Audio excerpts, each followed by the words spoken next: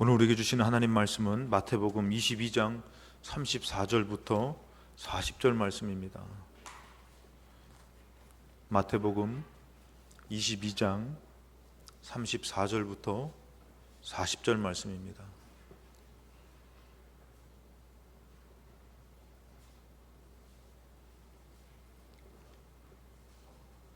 다 찾으셨으면 마태복음 22장 34절부터 40절, 얼마 되지 않는 말씀 같이 한 목소리로 합독하시겠습니다. 같이 합독하시겠습니다. 예수께서 사두개인들로 대답할 수 없게 하셨다함을 바리새인들이 듣고 모였는데, 그 중에 한 율법사가 예수를 시험하여 묻되, 선생님, 율법 중에서 어느 계명이 크니이까? 예수께서 이르시되, 내 마음을 다하고 목숨을 다하고 뜻을 다하여 주 너의 하나님을 사랑하라 하셨으니 이것이 크고 첫째 되는 계명이요 둘째도 그와 같으니 내 이웃을 내 자신과 같이 사랑하라 하셨으니 이 두 계명이 온 율법과 선지자의 강령이니라. 아멘. 오늘도 주님의 은혜 가운데에, 이 예배 가운데에 정말 하나님의 승리가 있고 믿음의 축복이 넘치는 예배가 이루어지시기를 주님의 이름으로 축복합니다. 우리 옆에 분과 인사하실 때 예배가 축복입니다 라고 인사하시겠습니다. 정말 여러분들 예배가 축복인 줄로 믿습니다. 오늘 벌써 우리는 예배를 드렸다라는 자체가 하나님의 복을 받은 시간이고 하나님의 뜻이 이루어진 시간이니, 이 시간부터 하나님의 역사가 있고 또 하나님의 뜻이 이루어지는 승리가 있을 줄로 믿습니다. 우리들의 삶을 볼 때에 과연 내가 하나님 믿는 사람으로서, 말씀을 따르는 사람으로서 나는 과연 내가 하나님을 잘 믿고 있는지, 말씀을 따르는 자의 모습이 잘 나타나고 있는지를 어떻게 보면 알 수가 있을까? 그런 생각을 가져볼 때가 있습니다. 우리들의 죄된 모습은 선한 것을 낼 수가 없습니다. 악한 것을 내게 될 수밖에 없습니다. 아무리 여러분들 가정에서도 우리가 사랑하려고 또 사랑의 가정을 이루었다 하더라도 그 가정에 싸움이 있고 불편과 원망이 있는 그 이유는 우리의 죄된 모습이 있기 때문입니다. 그렇다면 여러분들, 우리가 원래 하나님의 그 모습으로 회복되어질 때에는 그 가정이 화목해지고 또 용서와 사랑이 넘치고 우리 삶 가운데도 정말 불신과 원망의 삶이 아니라 소망의 삶, 희망의 삶, 기쁨과 감사의 삶이 이루어질 줄로 믿습니다. 그것이 바로 우리가 말씀을 따라갈 때에 나타나지는 삶의 모습이라는 것입니다. 말씀은 능력이 있습니다. 말씀은 하나님의 생명을 낳는 것입니다. 그렇기 때문에 여러분들, 사순절 기간에 우리가 생명의 말씀, 하나님의 생명의 말씀과 동행하는 사순절 신약 성경 통독의 시간을 갖는데, 이번에 그 SNS로 우리 교육부에서 이 성경 읽기도 하고 암송도 하고 막 이런 시간을 갖는데 보니까, 물론 좀 뒤에 오는 게 있더라고요. 이렇게 쿠폰을 주면은 요즘은 맛있는 걸 사 먹는 그것이 있는데, 아이들이 그것에 눈이 먼 것은 아니라 그것을 막 말씀을 암송하고 막 하는 그런 모습들이 너무 귀하더라고요. 우리 어른 되시는 분들도 이번 사순절 기간에 여러분 또 놓치신 분도 계실 것이에요. 한번 놓치니까 또 양이 또 많이 늘어나는데, 여러분들 그 다는 아니더라도 혹시 놓치신 분들은 조금이라도 한번 애쓰셔가지고 이 신약 성경 통독이지만 신약 성경이 안 되면 사복음서라도 읽으시면서 하나님 말씀을 꼭 붙드는 사순절 기간 되시고 말씀이 이루어지는 축복의 시간 되시기를 주님의 이름으로 축원합니다. 오늘 말씀이 있기 전에 어떤 상황이 있는지를 같이 좀 나누고자 하는데, 예수님이 이 말씀을 하기 전에 예수님께서 이 땅에 와서 보니까 너무나 잘못된 모습들이 많더라는 것입니다. 성전 안에서도 잘못된 모습이 있고 하나님의 말씀을 그렇게 말씀했는데도 그 말씀을 오해해가지고 인간적인 생각으로 생각 갖고 사는 사람들이 많이 있었다라는 것이죠. 그래서 예수님께서 이 마태복음 21장에 보면 성전을 정화시키는 모습이 있습니다. 15절에 이제 대제사장들과 서기관들이 예수께서 하시는 이상한 일과 또 성전에서 소리를 질러 호산나 다윗의 자손이 하는 어린이들을 보고 노하였다 그랬어요. 이때 당시에 성전에서의 기득권을 잡고 있는 어떤 종교적으로 신앙적으로 기득권을 잡고 있는 대제사장들과 서기관들이 예수님이 성전을 이렇게 뒤집어 엎으시면서 내 집은 만민이 기도하는 집인데 너희들이 어떻게 같이 막 돈을 하고 또 이런 것들을 노력하고 이런 것으로 바꿨느냐 하면서 예수님이 진노하실 때에 기득권을 갖고 있었던 대제사장과 서기관들이 이것을 보고 이상하게 여긴 겁니다. 저 정신 나간 사람 아니야? 왜 저러고 있어? 자기들이 이 성전에 대해서 하나님에 대해서 만들어 놨지만 예수님 하나님의 아들이 보실 때는 잘못하고 있다라는 것이죠. 그랬을 때에 그 어린아이들은 또 호산나 다윗의 자손이여 소리를 지르고 있으니까 그것에 대해서 화가 나는 것입니다. 아니 이런 축하와 축복은 우리가 받아야 되는데, 그래서 화나고 있었고, 그 다음에 마태복음 21장에 그 비유를 들으셨는데 21장 23절에 이 성전에서 예수님이 가르치실 때에 대제사장과 백성들의 장로들이 예수님 앞에 질문하죠. 이르되 너가 무슨 권위로 이런 일을 하느냐? 너 도대체 어디서 나타나서 이런 권위로 어떤 권위로 이런 일을 하느냐? 그 예수님이 그렇게 질문하니까 예수님도 물어보죠. 요한이 어떤 권세로 너희들에게 말을 했느냐? 하늘의 권세냐 땅의 것이냐 했을 때에 이들이 고민을 하죠. 하늘의 권세라고 하면은 너희들 왜 요한의 말을 듣지 않느냐? 땅의 것이라고 얘기하면은 이들이 요한을 선지자로 알기 때문에 많은 사람들이 이 얘기를 들을 때 용납할 수가 없기 때문에 이들이 뭐라고 얘기하면은 알지 못한다 이렇게 얘기를 합니다. 그래서 예수님도 나도 너희들한테 무슨 권위로 하는지 나도 말하지 않겠다 이렇게 얘기합니다. 이런 어떻게 보이지 않는 그들이 갖고 있는 그런 잘못된 신앙과 또 예수님이 바로 잡으려고 하는 그런 일들의 미묘한 싸움이 계속되고 있다는 것이죠. 그리고 이 예수님은 이제 그 가운데에 어떤 비유를 두냐면은 포도원의 농부의 비유를 둡니다. 이 농부의 비유를 여러분들 간단하게 말씀드리면은 포도원에 이제 그 세를 주고선 주인이 가서 종들을 보냈는데 종들을 때리면서 자기 것을 지키려고 하죠. 나중에 내 아들을 보내면은 이들이 공경하겠다 했는데 저는 상속자니 저를 죽이면은 이게 다 우리 것이 된다라고 그런 이제 착각하고선 그 아들을 죽였다라는 그 비유를 듭니다. 그때 이 마태복음 21장 45절 대제사장들과 바리새인들이 예수의 비유를 듣고 자기들을 가리켜 말씀하심인 줄 알고 잡고자 하니 무리를 무서워하니 이는 그들이 예수를 선지자로 알미었더라. 예수님의 얘기를 들어보니까 이게 그냥 그 농부에 대한 비유지만 자기들에 대한 비유라는 것이죠. 그래서 예수님을 어떻게 해요? 저를 잡아 죽여야겠다. 점점 이 미묘한 싸움이 예수님을 어떻게 해요? 죽이고 싶은 마음이 되는 것이에요. 그 말씀을 듣고선 깨닫고 내려놓는 것이 아니라 그 말씀을 듣고선 어떻게 하면 저 예수를 잡아서 죽일까? 저 예수의 말이 어떻게 보면 하나도 틀린 말이 아닌데 그 틀린 말이 아닌 게 더 얄미워. 여러분 그런 생각, 저는 그런 일들 많이 있으시죠, 여러분들? 어떻게 맞는 말만 하는데 그렇게 더 얄미워.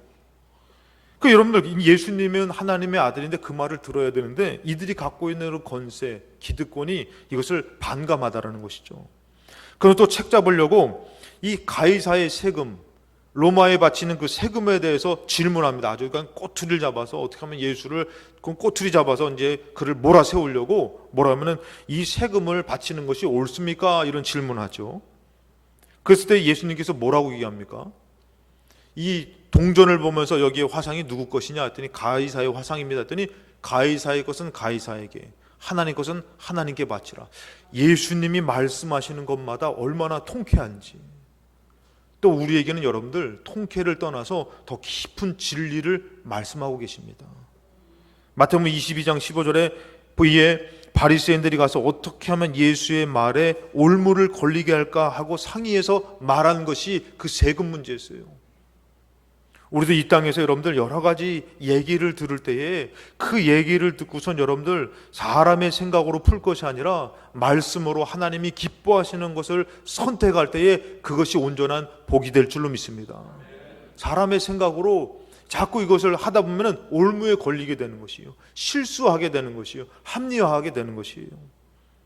그리고 또 부활이 없다 하는 22절 23절에 부활이 없다 하는 사두개인들이 그날 예수께 와서 물어 이르되 7 형제가 있는데 이스라엘의 전통에는 형님이 죽어서 이제 형님의 부인이 있는데 장가 가서 죽었는데 형님이 죽으면은 동생이 그 대를 잇게끔 이 형수와 함께 관계를 갖습니다. 대가 그렇게 중요하니까. 근데 7 형제가 다 죽고 나서 이들이 나중에 다 죽어서 하늘나라에 가면은 그 부인은 도대체 누구 부인이 됩니까? 이 사두개인들은 여러분들 부활이 없다라고 생각하기 때문에 이것이 이들에게는 심각한 문제고 또 고민거리고 또 예수님 앞에 이거를 질문하면은 대답 못하겠지. 그러면서 얘기했어요. 그랬더니 예수님께서 뭐라고 얘기하면은, 예수께서 대답하여 이르시되 너희가 성경도 하나님의 능력도 알지 못하는 거로 오해하였도다. 여러분, 신앙생활에 문제는 바로 뭐냐면은 하나님의 말씀을 인간적으로 생각하고 풀려고 하고 믿음 없음으로 가기 때문에 문제가 되는 것이에요.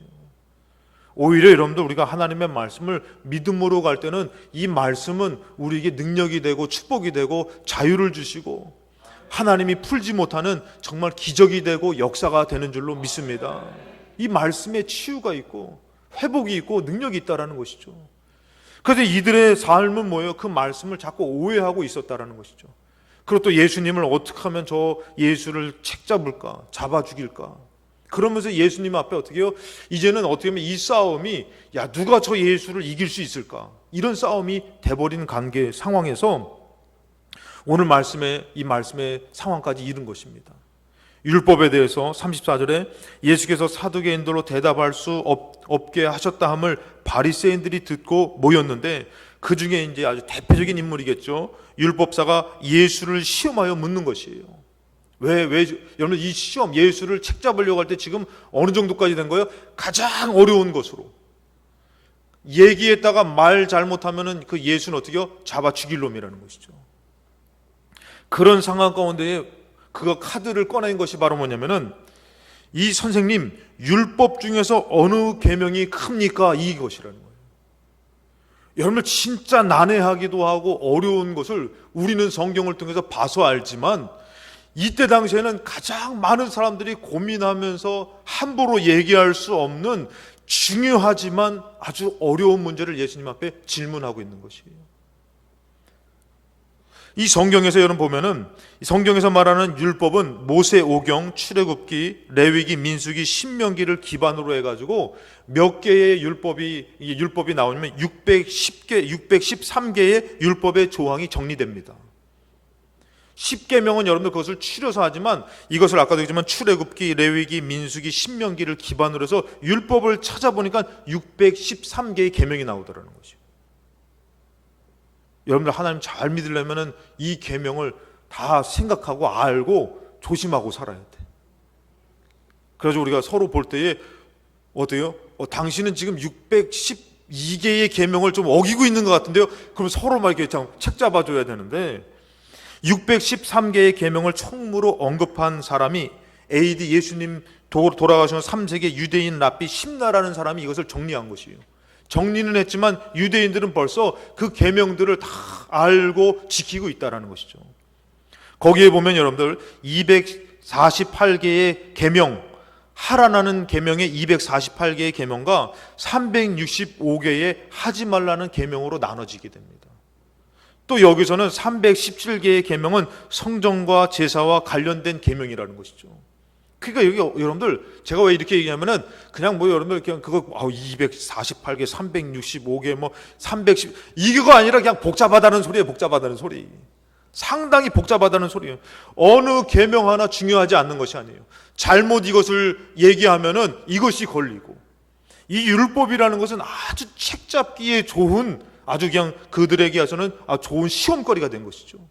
이것을 예수님 앞에 얘기하지만 또 뭐예요, 여러분들? 이 율법이라는 것을 통해서 어떻게 해요? 하나님의 말씀이기 때문에 이것을 통해서 하나님을 믿는 자의 모습이 또 나타나기 때문에 간과할 수 없는 너무 중요한 부분이라는 것이죠. 저는 그래서 이 말씀을 묵상하다 보니까 이 율법사가 너무 정말 고맙더라고요. 이 율법사 때문에 여러분들 계명이 싹 정리가 돼버리는 것이요. 우리 쪽집게 도사는 아니죠. 쪽집게 예수님 때문에 계명이 정리가 되고 우리의 마음을 한결 가볍게 해주더라는 것이죠. 하나님의 계명을 무엇으로 잘 지키는지 알 수 있을까? 여러분들, 우리가 알아야 될 것은 먼저 이 계명은 축복이라는 것이에요. 언약이라는 것이에요.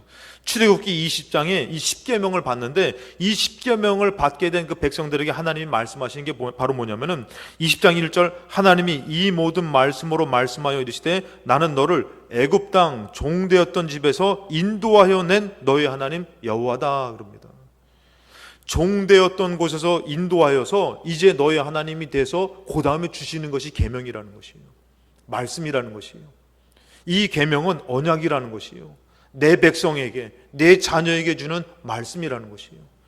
그래서 너무 중요하다라는 것이죠. 로마서 이것을 영적으로 좀 말씀을 보면은 로마서 6장 16절에 너희 자신을 종으로 내주어 누구에게 순종하든지 그 순종함을 받는 자의 종이 되는 줄을 너희가 알지 못하느냐. 혹은 죄의 종으로 사망에 이르고 혹은 순종의 종으로 의에 이른다. 그러니까 여러분들 애굽 땅에서 종되었다라는 것은 영적으로 표현하면 보면 죄의 종이라는 것이에요. 그 죄의 종으로 죄에 사로잡혀 사는 삶은 뭐로 끝나느냐? 사망으로 끝난다는 것이에요. 멸망으로 끝난다는 것이에요. 반대로 여러분들 순종의 종, 하나님의 말씀을 줘서 말씀을 따라 살려고 하는 그 순종의 종은 뭐로 끝나느냐? 의에 이른다는 거예요. 생명에 이른다는 것이에요. 그 계명의 축복은 바로 뭐냐면 이 계명이 있을 때 우리가 계명을 무시하고 사는 것이 아니라 계명을 따라 살려고 하는 방향성이 되어지고 따라 살려고 순종하려고 노력하다 보면은 무엇이 이루어지는 거예요? 생명이 이루어진다는 거죠. 오늘 예수 믿는 것 자체가 여러분들 우리가 지옥에서 천국으로 옮겨지는 것인 줄로 믿습니다. 그래서 이것은 세상에 어떤 것보다도 예수 믿는 가치는 가장 귀하다라는 거죠. 내 생명을 버리면서까지 예수 믿는 가치는 가장 크다라는 것이죠. 죄의 종에서 어디로 옮겼다는 것이에요? 순종의 종으로. 그래서 여러분들 이 십계명을 주실 때에 하나님 말씀하신 게 뭐냐면 애굽 땅 종되었던 집에서 인도하여낸 멸망으로 끝나고 영원한 지옥으로 끝나야 되는 너희를 생명으로 인도하여낸 너희 하나님 여호와다. 그러면서 말씀을 주시는 것이에요. 계명을 주신 것이에요. 거기서 뭐냐면 이 로마서 6장 20절에 너희가 죄의 종이 되었을 때에는 의에 대해서 자유로운 것이죠. 의에 대해서는 생각 안 하고 살았죠. 근데 어떻게 되냐면 21절에 너희가 그때에 무슨 열매를 얻었느냐? 이제는 너희가 그 일을 부끄러워하나니 이는 그 마지막이 사망임이라. 거기서 좀 더 구체적으로 설명하는 것이죠. 22절에 그러나 이제는 너희가 죄로부터 해방되고 하나님께 종이 되어. 이 하나님께 종이 됐다는 표현은 아까 죄의 종을 말하기 위해서 하나님의 종이라는 표현을 쓴 것이에요. 이것을 좀 더 풀어 얘기하면 하나님의 자녀가 되어 하나님의 백성이 되어. 예, 이럴 때 아멘이 좀 크게 나올 법도 한데 여러분들 우리 죄의 종이 아니라 하나님의 자녀라는 것이에요.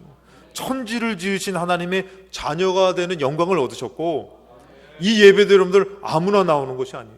하나님 믿는 사람, 하나님의 백성들, 하나님이 자녀가 드릴 수 있는 예배에 나온 영광을 여러분 하나님께서 허락해 주신 줄로 믿습니다. 그래서 여러분들 그 마지막은 사망인데 22절에 그러나 이제는 너희가 죄로부터 해방되고 하나님께 종이 되어 거룩함에 이르는 열매를 맺었으니 그 마지막은 영생이라. 하나님의 백성을 삼아주면서 말씀을 주시면서 너희들이 이 말씀에 순종하며 갈 때 너희들이 이제 마지막에 영생을 얻게 될 것이다라는 축복을 주셨기 때문에 이 계명은 여러분들 생명과 같다라는 것이에요. 하나님의 자녀에게 주는 특권이라는 것이에요. 근데 이 계명을 무시한다라는 것은 내가 뭐한다는 거 하나님의 백성이 싫습니다. 그래서 마치 이 계명은 뭐와 같냐면 언약과도 같은 것이에요. 너희들이 내 백성이면은 내 말을 지켜야 되는 거예요. 여러분 대한민국 사람들은 대한민국 법을 지키는 거죠. 헌법을 지키는 것이죠. 그래서 나는 대한민국 법을 안 지키겠습니다 하면은 안 되는 것이에요. 우리 천국 백성은 하나님의 말씀을 따라 살아야 된다는 것이에요. 그래서 이 말씀, 이 계명 자체가 축복이고 하나님이 축복의 자녀에게 주시는 특권이라는 것이에요. 가장 그럼 그 말씀 가운데 가장 큰 계명이 뭘까? 이 가장 큰 계명이 여러분들 가장 중요하다라는 것이에요. 오늘 말씀 37절에 예수께서 이르시되 너의 마음을 다하고 목숨을 다하고 뜻을 다하여 주 너의 하나님을 사랑하라 하셨으니. 여러분들 예수님께서 이 이제 계명에 대해서 딱 정리를 해주는 것이에요. 뭐냐? 너의 마음을 다하고 목숨을 다하고 뜻을 다해서 주 너의 하나님을 사랑하라는 것이에요. 여러분 우리가 계명이 이렇게 표현하면 계명이 먼저일까 사랑이 먼저일까 했을 때 사랑이 먼저라는 것이에요.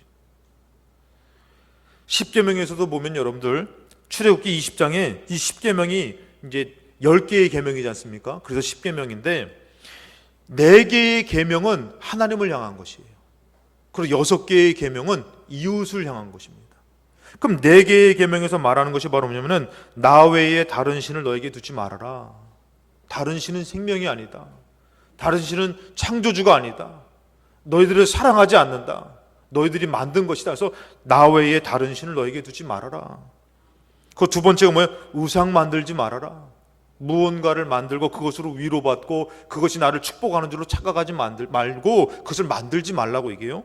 세 번째는 뭡니까? 내 이름을 망령되게 부르지 말라. 조금 이것을 쉽게 표현하면은 원망하지 말고, 하나님을 향해서 원망하지 말고 불만 불평하지 말아라. 나는 그런 여호와가 아니다. 여호와는 그의 이름을 망령되게 부르는 자를 죄없다 하지 않것이다. 여러분, 여호와의 이름이 천지 창조하신 창조주시고 우리를 사랑하시는 분인데, 아들을 죽이면서 사랑하는데 뭔가 못마땅하면 그냥 하나님의 이름을 함부로 하고, 요즘 우리 젊은 분들은 우리 선생님을 뭐라고 부르죠? 선생님을 뭐라고, 뭐지? 예? 꼰대? 예. 또 담임 선생님을 뭐라고 부르죠? 담탱이? 예. 뭐 좋은 얘기는 아닌 것 같아요. 뭐 눈탱이 이게 좋은 겁니까? 뭐 담탱이 별로 안 좋은 거죠. 뭐 꼰대, 뭐 라떼, 뭐 이런 게, 라떼는 말이지 뭐. 여러분들, 하나님은 천지 만물을 지으신 분이기 때문에 그분의 그 이름은 우리가 함부로 하지 말아야 되는데도 불구하고, 우리들의 삶을 보고선 함부로 하나님을 원망하고 불만 불평하는 것은 그의 이름을 망령되게 일컫는 것이에요. 하나님은 그의 이름을 망령되게 부르는 자를 죄없다 하지 않는다. 그분은 그런 분이죠. 권위가 있으신 분이죠. 그리고 네 번째 계명 중에 마지막에 안식을 기억하여 거룩하게 지켜라. 이것이 여러분들 이 하나님을 향한 그 계명입니다. 근데 그 계명이 정리를 하면 뭡니까? 너의 마음을 다하고 목숨을 다하고 뜻을 다하여 주 너희 하나님을 사랑하라. 여러분, 출애굽기 20장 6절에 하나님의 계명을 지키는 것, 하나님을 향한 그 계명을 지키는 것에 대해서 뭐라고 하면은 6절에 나를 사랑하고 내 계명을 지키는 자에게는 천대까지 은혜를 베풀어 주신다는 거예요. 어떻게요? 계명을 지키는 자에게 아니래요. 나를 사랑하고 나의 말씀을 지키는 자. 여러분, 사랑이 먼저라는 거, 사랑. 하나님을 사랑하는 마음으로 그의 계명을 지키는 자에게는 천대까지 은혜를 베풀어 주신다는 것이에요. 오늘 여러분들이 이 예배 가운데 정말 어떻게 오셨는데, 우리 또 박순환 원사님 참 어려운 몸을 갖고 오셨는데 하나님 오시는 가정도 다 받아주신 줄로 믿습니다. 천대까지 은혜를 베풀어 주신다는 것이에요. 여러분, 하나님의 계명의 말씀에 뭐가 있냐면은 은혜의 비밀이 있습니다. 그 은혜의 비밀이 열려지지 않으면은 우리 삶은 감사할 수 없어요. 사랑할 수 없어요. 로마서 6장 12절에 그러므로 너희가 죄가 너희 죽을 몸을 지배하지 못하게 하고, 죄가 죽을 몸을 지배하지 못하게 하여 너 몸의 사욕에 순종하지 말고, 또한 너희 지체를 불의의 무기로 죄에게 내주지 말고 오직 너희 자신을 죽은 자 가운데서 다시 살아난 자같이 하나님께 드리며 너희 지체를 의의 무기로 하나님 앞에 드려라 말씀하셔요. 다시 말해서 여러분들, 죄가 우리 죽을 몸을 지배하지 못하게 하기 위해서 우리가 할 수 있는 것은 뭐냐면 나를 하나님 앞에 드리라는 것이에요. 나를 하나님 앞에 드리며 예배를 드리며 하나님 앞에 드리면은 죄가 우리를 주장하지 못한다라는 것이에요. 나를 하나님 앞에 드릴 때에 어떤 역사가 있는 거예요? 은혜의 역사가 있는 것이에요. 여러분들, 은혜스럽게 산다? 우리 힘으로 안 되는 것이에요. 나를 하나님 앞에 드릴 때에 하나님이 천대까지 은혜를 베풀어 주면서 은혜 가운데 살게 되는 것이에요. 14절에 여러분 얘기합니다. 죄가 너희를 주장하지 못하리니 이는 너희가 법 아래에 있지 아니하고 은혜 아래에 있음이라. 하나님 사랑하고 계명을 지키려고 하면요, 무엇을 주신다고요? 은혜를 주신다는 것이에요. 그리고 뭐가 주장하지 못하게 되는 것이에요? 죄가 주장하지 못하게 되는 것이에요. 15절에 그런즉 어찌하리요? 우리가 법 아래에 있지 아니하고 은혜 아래에 있으니 죄를 지으리요? 그럴 수 없다 그랬습니다. 여러분, 나를 드리며 하나님 앞에 하나님의 은혜를 받으면 죄를 짓는 삶이 끊어진다라는 것이에요. 여러분들, 근데 여기서 제가 한 가지 짚고 넘어가고 싶은 게 뭐냐면은, 죄가 너희 죽을 몸을 지배하지 못한다 그랬잖아요. 그러면 죄가 너희 몸을 지배한 사람이 있습니다. 그게 누구죠? 가인입니다. 가인. 하나님이 이런 표현을 똑같이 얘기하십니다. 창세기 4장 7절에 너가 선을 행하면, 이 선을 행한다는 거 제가 저번에 표현했지만 예배라고, 드려지는 예배라고 한다면은, 너가 선을 행하면 어찌 낯을 들지 못하겠느냐. 선을 행하지 아니하면, 하나님 앞에 드리지 않으면은 죄가 문에 엎드려 있느니라. 죄가 너를 원하나 너는 죄를 다스릴지니라. 여러분, 이것을 보면서 우리가 알 수 있는 것은, 가인은 하나님의 계명을 잘 지켰다, 안 지켰다, 안 지켰다라는 것이에요. 가인은 하나님을 사랑했다, 사랑하지 않았다, 사랑하지 않았다라는 것이에요. 하나님을 사랑하며 하나님의 말씀을 따라 살지 않았기 때문에 뭐에 사로잡혀 간 겁니까? 죄에 사로잡혀 간 것이에요. 여러분, 가인보다 믿음 좋습니까? 가인도 예배를 드린 사람이었어요. 그러나 어떤 마음이 없었어요? 하나님을 사랑하는 마음. 하나님 앞에 자기를 드리고 하나님 앞에 자기를 드리며 말씀을 따라가는 삶이 없었던 것이요. 자기 욕심으로, 자기가 주인된 삶으로 살다 보니까 어떻게 해요? 죄를 다스리지 못하고선 동생을 쳐 죽이는 일을, 살인죄를 저지르는 것이 가인이라는 것이에요. 성도인 우리도 마찬가지입니다. 은혜 받지 못하면은 우리도 진정한 말씀을 따르는 삶의 모습이 아니라 남을 미워하고 시기하고 질투하고 저주하는 삶에 사로잡히게 되는 것이에요. 그 삶, 그런 마음들을 이기는 것은 바로 뭐냐면은 말씀을 따라가는 삶인데, 누구를 사랑하며? 하나님 사랑하며. 하나님 사랑하며 말씀을 따라갈 때는 무엇을 주신다고요? 은혜를 주신다라는 것이요. 그럴 때 여러분들 다시금 그 말씀을 온전히 지키는 삶이 되게 되더라는 것이에요. 그래서 이 첫째 계명이 중요한데, 오늘 이 말씀이 좀 어렵죠, 여러분들. 이 첫째 계명이 중요한데, 이 하나님을 사랑하고 목숨을 다하고 뜻을 다해서 하나님의 말씀을 따라 살려고 하는 삶 가운데 은혜를 주실 때에 다음 계명, 다음 삶, 은혜의 삶이 이루어지는 것이에요. 그래서 예수님께서는 얘기하는 것이요, 첫째 계명, 예수께서 이르시되 너의 마음을 다하고 목숨을 다하고 뜻을 다하여 주 너의 하나님을 사랑하라 하셨으니, 하나님을 사랑함으로 드려진 것이 이제 하나님이 어떻게 해요? 은혜 안에 있게 되는 것이에요. 하나님을 사랑하며 드려질 때에 은혜 아래서 죄가 주장하지 못하게 되는 것이에요. 그래서 우리가 하나님을 어떻게 해요? 먼저 사랑해야 되는 것이에요. 여러분들, 많은 사람들이 하나님 사랑하는 것을 내려놓고 가정으로 가기도 합니다. 세상으로 가기도 합니다. 삶으로 가기도 합니다. 왜? 잘 돼 보려고, 행복해 보려고. 근데 그것은 풀려지는 인생이 아니더라는 것입니다. 천지를 지으신 하나님 앞에 나와 나를 드려지며 내가 하나님 앞에 나아갈 때에 하나님은 어떻게 해요? 죄가 주장하지 못하게 하며 진정한 하늘의 축복을, 은혜를 베풀어서 은혜의 삶을 우리에게 허락해 주신다는 것입니다. 그래서 여러분들 진짜 은혜의 삶을 살려면은, 행복의 삶을 살려면은 어디로 와야 되는 거예요? 하나님께로 나아가야 되는 것입니다. 누구한테 드려져야 돼요? 하나님 앞에 드려져야 되는 것이에요.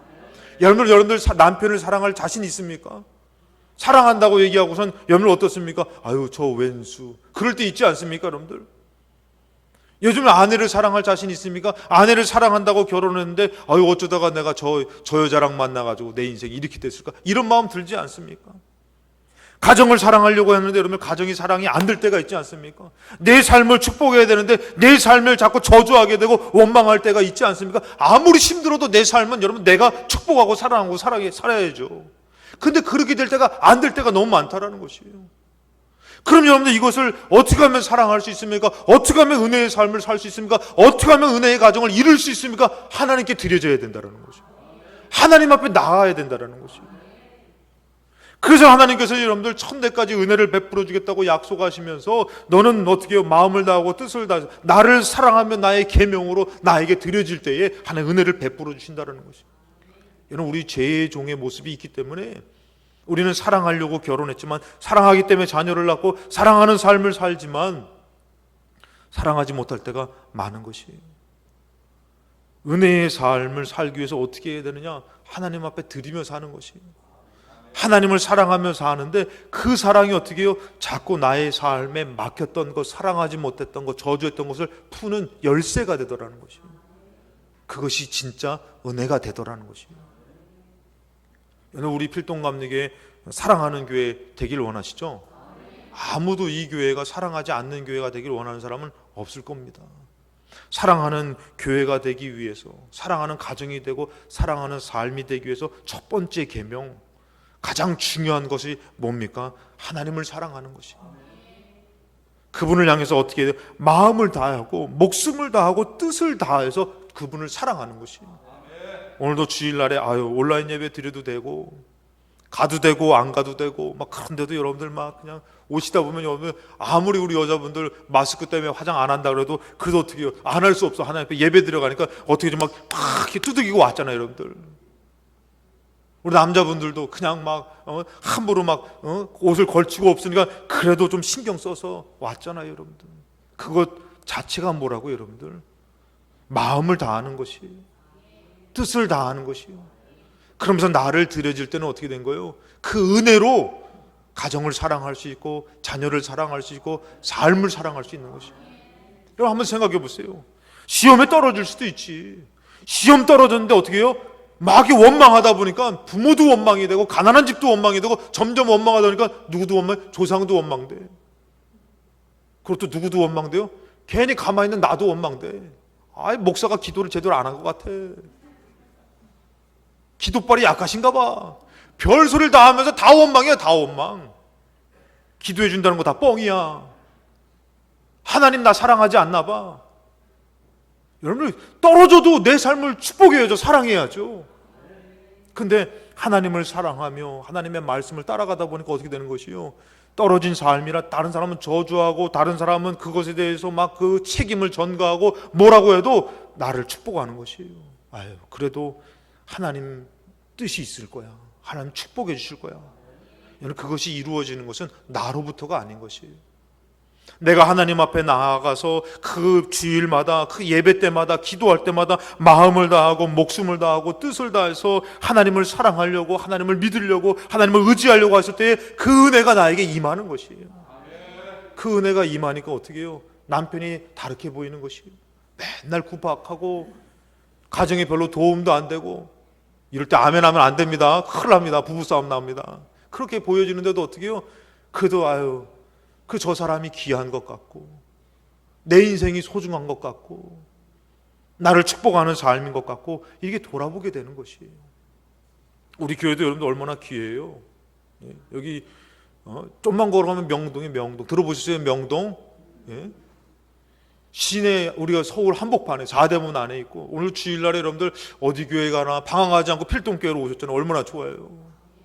귀하신 분들이 찬양하고 또 멋진 사람이 설교하고 아멘. 이게 와서 예배를 드리는데 이것도 못마땅하면 그거 뭐예요? 은혜가 없는 것이에요. 누구를 사랑하지 않는 거예요? 하나님 사랑하지 않으니까 은혜의 상실된 삶으로 다 원망하는 것이에요. 그렇게 우리가 원망해야 될 저주의 삶입니까? 그렇게 따지고선 책하고 책 잡고선 그렇게 저주를 해야 될 자녀고 서로 성도고 형제고 자매입니까? 그렇게 될 수밖에 없는 것은 은혜 아래 있지 않아서 그런 것이에요. 하나님을 사랑하고 하나님을 정말 마음을 다해서 예배하고 드리는 삶을 살려고 하니까 어떻게 은혜 아래 있으니까 죄가 주장하지 못하는 것이에요. 죄의 종이 되는 것이 아니라 은혜의 삶이 되는 것이에요. 은혜의 사람이 되는 것이에요. 은혜의 말을 하게 되고 감사하고 기뻐하고 가정에 가서도 돌아보게 될 때의 은혜로 축복하게 되는 것이에요. 그럴 때 여러분들 두 번째 계명이 이루어지는 것이에요. 첫 번째가 이루어지지 않으면 두 번째 계명이 이루어질 수 없는 것입니다. 그래서 어떤 분은 얘기합니다. 부모를 사랑해야지. 여러분들 하나님 사랑해야지 부모 사랑이 이루어지는 것이에요. 저도 여러분들 참 부모님에 대해서 원망 많이 하고 살았던 사람입니다. 근데 제가 하나님 앞에 기도하며 하나님의 사랑을 깨닫고선 하나님의 음성을 듣고 말씀을 듣다가 제가 부모님 사랑하게 된 사람이에요. 그래서 아무리 생각해도 제가 그것에 대해서 정말 이해가 안 되는 부분이 있어요. 내가 어떻게 하다가 부모님을 사랑하게 됐을까? 저의 모습으로는 원망의 모습이었어요. 불만불평의 모습이었어요. 우리 집이 좀 그래도 좀 잘 살았으면 내가 진짜 붕어빵 장사라도 했으면 좋겠다. 붕어빵이라도 마음껏 먹게. 저 그런 생각도 가져봤습니다. 슈퍼마켓 했으면 얼마나 좋았을까? 갈비집 했으면 얼마나 좋았을까? 원망이 되는 것이에요. 왜 가난한 집에 왜 가난하게 살고 왜 이렇게 살아야 될까? 부모가 원망이 됐던 삶인데 하나님을 사랑하다 보니까 부모가 귀해지는 것이에요. 삶이 귀해지게 되는 것이에요. 여러분들도 마찬가지예요. 하나님 사랑하다 보니까 여러분들도 귀해지는 것이에요.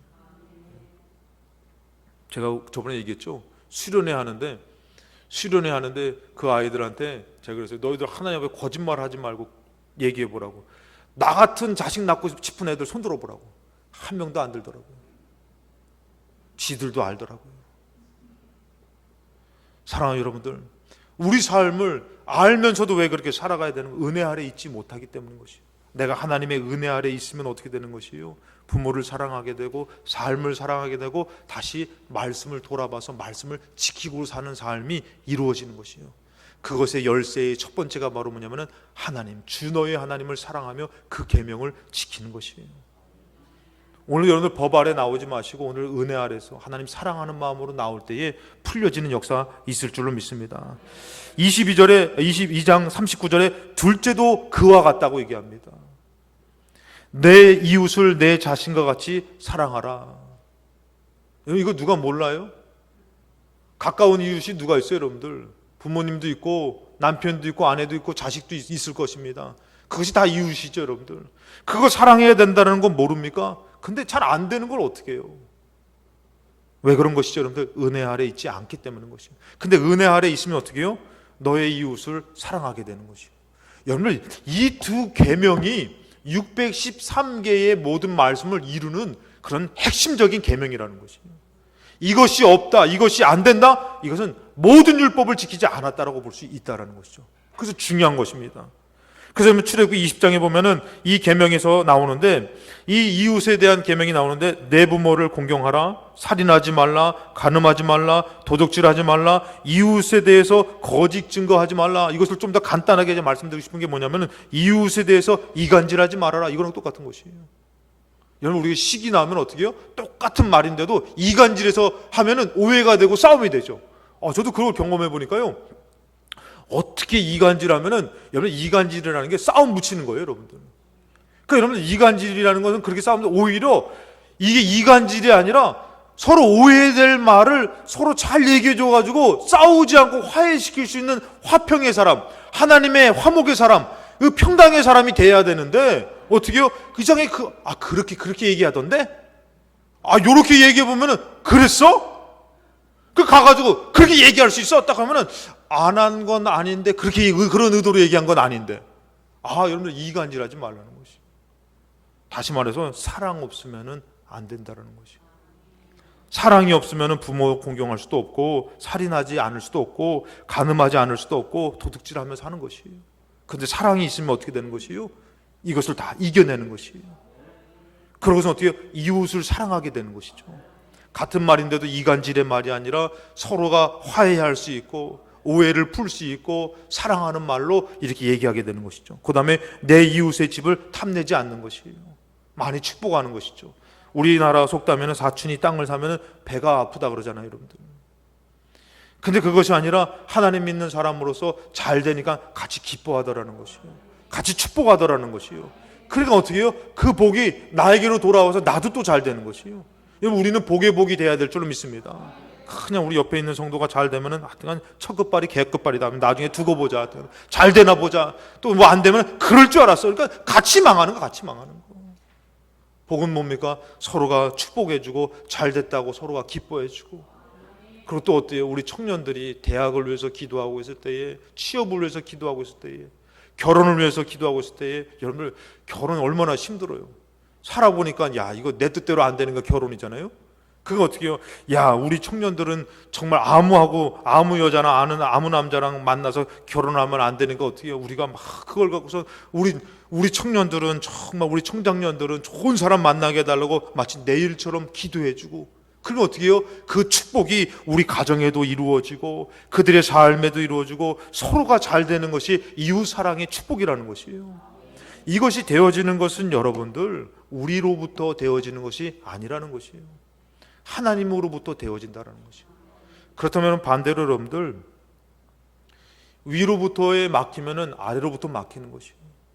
하나님을 사랑하지 않으니까 자꾸 가정이 막히게 되고 서로의 사랑이 막히게 되는 것이에요.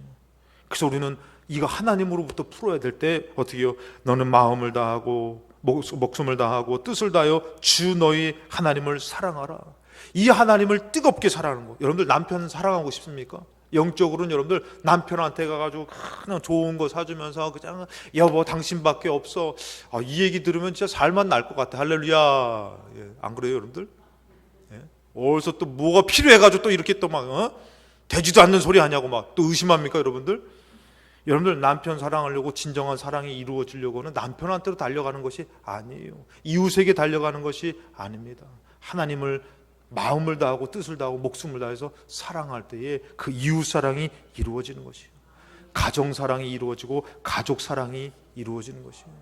절대 여러분들 우리의 모습으로는 어떻게 해요? 그것을 이루어가는 삶이 아니라는 것이에요.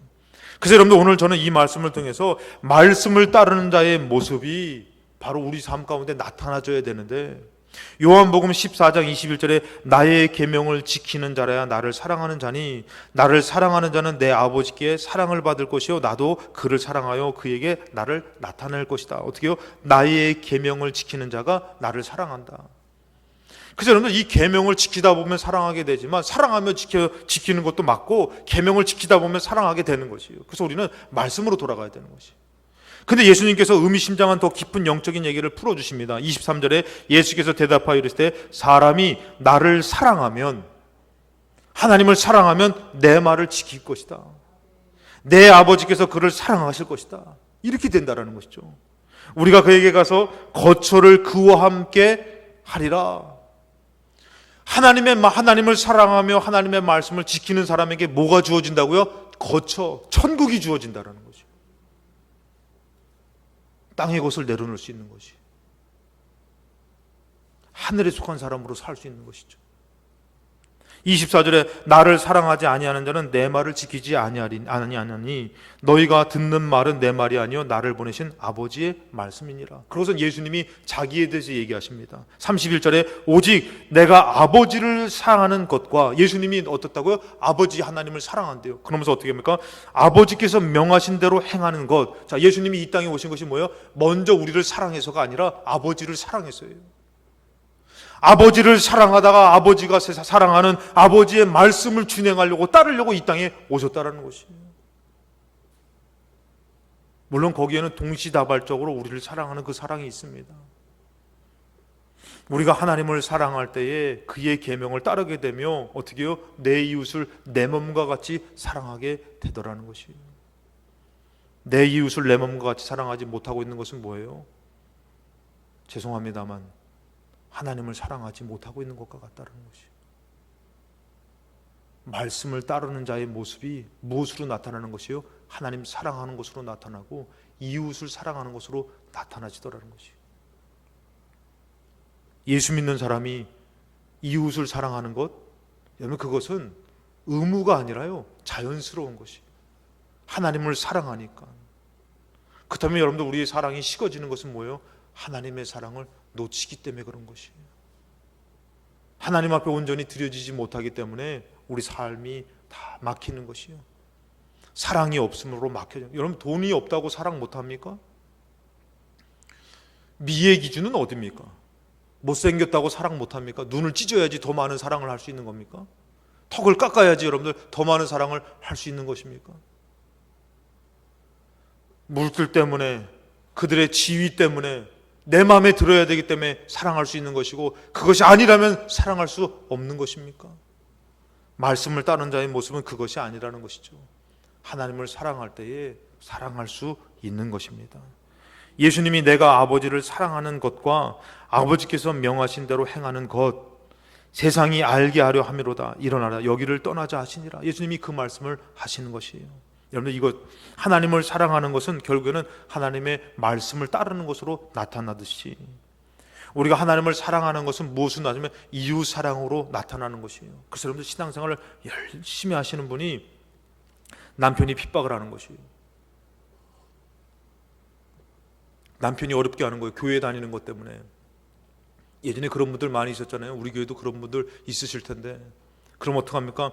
교회에 와서 남편을 저주하면서 하나님 귀신은 뭐합니까? 저거 잡아 가게 하여 주시옵소서. 주님, 저 왼수 같은 남편이 내가 교회 오는 것 때문에 나를 핍박하나이다. 하나님 저거를 어떻게 하는 게 아니라 고통을 주시옵소서. 다리 몽댕이를 뿌려 주시옵소서. 이렇게 기도하는 사람은 없더라고요, 여러분들. 주님, 내 남편이 하나님을 모르는데 하나님 알게 해주시고 나보다도 하나님 잘 믿게 해주세요. 여러분 아내도 마찬가지고 자녀도 마찬가지고 그런 어려움 가운데 있는데 오히려 하나님을 사랑하는 사람은 내 문제와 같이 내 일과 같이 그를 위해서 기도하며, 마치 나는 하나님 믿어 천국 가지만 내 자식은, 내 남편은, 내 부모는 지옥 가게 되는 것이 마치 내가 지옥 가는 것처럼 하나님 천국 가는 천국 백성 만들어달라고 몸부림쳐 기도하더라는 것이, 그것이 이루어지는 것은 여러분들 그 사람을 사랑해서가 아니라 하나님을 사랑해서 나타나는 말씀을 따르는 자의 모습으로 나타나지더라는 것이에요. 우리 교회도 사랑의 재단, 은혜의 재단이 되기 위해서는 여러분들 우리 서로가 정말 서로가 재미있고 행복하게 맛있는 것을 떡을 때는 거기서부터 나타나는 것이 아닙니다. 하나님을 사랑하며 하나님 앞에 사랑하는 마음으로 정말 뜻을 다해서 목숨을 다해서 사랑하는 마음으로 하나님 앞에 예배를 드릴 때에 그 사랑의 은혜가 형제 이웃에게 나타나지는 것입니다. 근데 하나님을 향한 사랑이 식어지면요, 절대 그 사랑이 가정에서 살면서 이루어질 수가 없는 것이에요. 어렵긴 하지만 또 여러분들 이 말씀을 통해서 우리가 알아야 될 것은 쉬운 것이에요. 감사한 것이에요. 남편을 사랑할 수 있는 마음, 아내를 사랑할 수 있는 마음, 삶을 사랑할 수 있는 마음, 이웃을 사랑할 수 있는 마음, 어디에 있는 거예요? 하나님 앞에 있는 것이에요. 예수님이 말씀하십니다. 마태복음 20장 28절에 인자가 온 곳은 섬김을 받으려 함이 아니라 도리어 섬기려 하고 자기 목숨을 많은 사람의 대속물로 주려 함이라. 우리는 예수를 따르는 사람 아닙니까? 섬김을 받는다라는 것은 교만이죠, 욕심이죠. 근데 섬겨준다라는 건 뭐예요? 사랑이 있다라는 것이에요. 그것을 왜 그렇게 한 것이에요, 여러분들? 하나님을 사랑하니까 내가 섬김을 받으러, 나는 하나님의 아들임에도 하나님에도 불구하고 섬김을 받으러 온 것이 아니라 섬겨주러 왔고 내 목숨을 많은 사람들에게 대속물로 주러 왔다라는 것이에요. 우리에게는 여러분들 하나님 사랑하는 사람이 필요하고 그 은혜가 필요한 줄로 믿습니다. 마태복음 22장 37절 예수께서 이르시되 너의 마음을 다하고 목숨을 다하고 뜻을 다하고 주 너의 하나님을 사랑하라 하셨으니, 이것을 하나님을 사랑하며 말씀을 다하며 따르며 살 때 어떻게 해요? 이것이 크고 첫째 되는 계명인데 둘째도 그와 같게 나타나는 것이다. 너의 이웃을 너의 자신과 같이 사랑하라 하셨으니 이것이 또 이루어지는 것이에요. 이 두 계명, 이것이 온 율법과 선지자의 강령이라 하고선 이 율법에 대한 것, 말씀을 따르는 자의 모습에 대해서 요약해서 말씀해 주시더라는 것입니다. 여러 가지가 있겠죠. 지켰어요? 했어요? 따지고 보니까 어떻게 다 죽일 사람 되는 것이죠. 근데 그것이 아니라 하나님을 사랑하세요. 이웃을 사랑하세요. 난 하나님은 사랑하는 것 같은데 이웃 사랑이 나는 이루어지지 않은 것 같아. 하나님 덜 사랑해서 그런 것이에요. 더 사랑하세요. 그럼 나도 모르게 그 사랑이 넘쳐서 그 사랑이 가정에서 흐르는 것이에요. 그래서 예수님 잘 믿는 사람, 신앙생활 열심히 하는 사람 어떻게 해요? 보면은 사랑이 많으셔. 여러분, 오래 믿었다고 해서 잘 믿는 것 아니에요. 오래 믿었는데도 강팍한 사람, 하나님 덜 사랑하는 것이 있어요. 가인과 같이 죄를 다스리지 못해서 독서를 품고 상처를 주고 원망을 하며 살 수도 있다라는 것이에요. 근데 하나님을 사랑하니까 어떻게 되는 것이에요? 이웃을 사랑하게 되는 것이에요. 이 말씀을 준비하다 보니까 여러분들이 어떻게 그렇게 이뻐 보이든지, 아멘. 하나님 사랑하지 않으면 도움도 안 되시고 막 나만 미워하고 말씀 들을 때마다 째려보시고 못마땅해요 하나님. 그래서 하나님 얘기하십니다. 그가 못마땅한 것이라 너가 나를 사랑하지 않는구나 라고 말씀하시는 것이죠. 오늘 이 말씀에 은혜 받으시고 가정에 돌아가서 남편을 그윽한 눈으로, 사랑의 눈으로, 왼수를 쳐다보는 눈으로 마시고, 여러분들 자녀를 볼 때 저거 내가 사랑하지 않으면 어떻게 살까? 그 사랑이 어디서부터 나온다고요? 하나님으로부터 나오는 거예요. 천지를 지으시고 우리를 사랑해서 아들을 주기는 그 하나님의 사랑으로부터 나오는 것이에요. 여러분, 그 사랑으로 삶을 사랑하시고 삶을 축복하시고 여러분 이웃을 섬겨주면서 형제 자매를 또 사랑하시면서 사는 축복이 이루어지시기를 주님의 이름으로 축원합니다.